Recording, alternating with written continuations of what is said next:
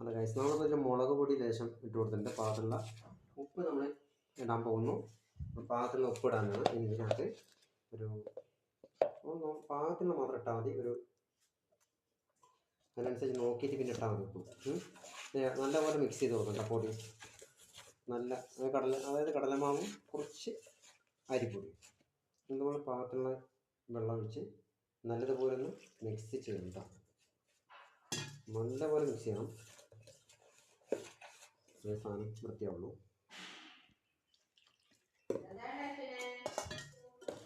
നല്ലപോലെ വൃത്തിയായിട്ട് മിക്സ് ചെയ്തിട്ട് ഒന്ന്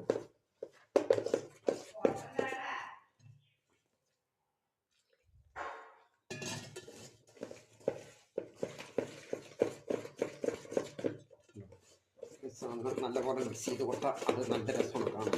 മാവ് തന്നെ ഒരു ഉണ്ടല്ലേ, മാവിനൊരു ഭംഗി വന്നില്ല കാണാൻ.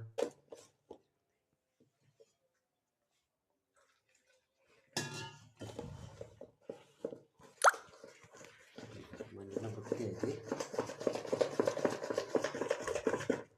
നല്ലപോലെ വൃത്തിയായിട്ട് എടുത്താൽ നമുക്കത് ബജ്ജി വൃത്തിയാവും. അല്ലെ എന്താണെന്ന് വെച്ച് കഴിഞ്ഞാൽ സാധനം കഴിക്കുമ്പോൾ തന്നെ ടേസ്റ്റ് ഉണ്ടാവില്ല. സോഫ്റ്റ്നസ് കുറയും. ഇതെല്ലാവർക്കും വൃത്തിയായിട്ട് അരിപ്പൊടി നമ്മൾ ചേർക്കുന്നതെന്ന് വെച്ച് കഴിഞ്ഞാൽ അത്രത്തോളം നല്ല മുരുമുരുപ്പ് കിട്ടും. കണ്ടോ, നല്ല നല്ല വൃത്തിയായിട്ടുള്ളത്.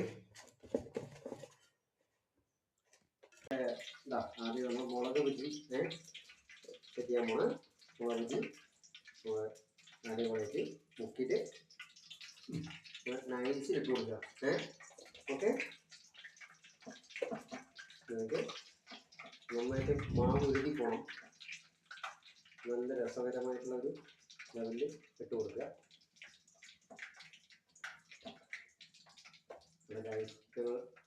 വളരെ വൃത്തിയായിട്ട് തന്നെ എല്ലാ വീഡിയോസും ചെയ്തിട്ടുള്ളത്. നിങ്ങളുടെ സപ്പോർട്ട് തന്നെ ഞങ്ങളുടെ കൂടെ ഉണ്ടാവണം.